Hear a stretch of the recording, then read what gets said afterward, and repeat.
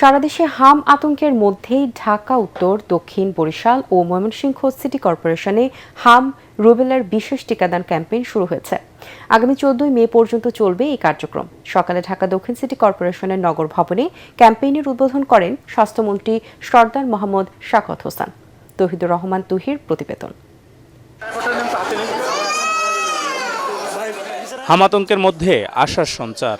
4 city কর্পোরেশনে হাম রুবেলার বিশেষ টিকাদান ক্যাম্পেইন শুরু করল স্বাস্থ্য বিভাগ। সকালে ঢাকা দক্ষিণ সিটি কর্পোরেশনের নগর ভবনে ক্যাম্পেইনের উদ্বোধন করেন স্বাস্থ্যমন্ত্রী সরদার মোহাম্মদ শাকত Hossain.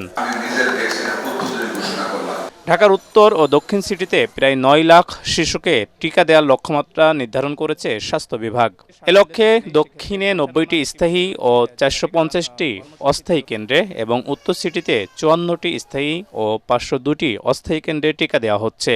Dhaka city corporation north and south যদি আমরা সাকসেসফুলি কভার করতে পারি গ্রুপটাকে, that is from 6 months to 59 months, 1 month below 5 years, এই গ্রুপটাকে যদি আমরা টিকাদান কর্মসূচির আওতায় আনতে পারি তাহলে আশা করি আমরা মিজেলসের আত্মঘাতী হামলা থেকে বা রোগ থেকে আমরা নিজেদেরকে সেভ করতে পারি। ক্যাম্পেইনের প্রথম দিনে নগরীর টিকা কেন্দ্রগুলোতে শিশুদের উপস্থিতি ছিল কম।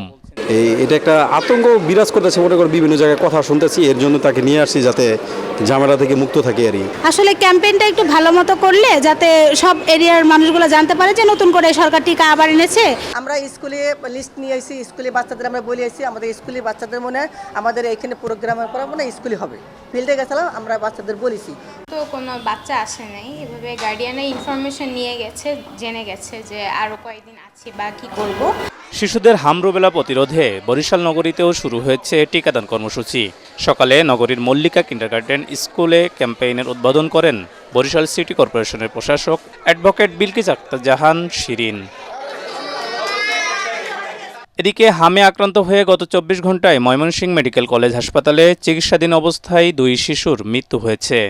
নতুন করে ভর্তি হয়েছে 26 শিশু। ঝালকাঠিতেও বাড়ছে হাম আক্রান্তের সংখ্যা। শিশুদের পাশাপাশি বিভিন্ন বয়সের মানুষও আক্রান্ত হয়ে হাসপাতালে ভর্তি হচ্ছেন। জেলার বিভিন্ন স্থানে জরুরি ভিত্তিতে হাম রুবেলার টিকাদান কর্মসূচি চলছে। তৌহিদুর রহমান তুহি, ATN বাংলা, ঢাকা।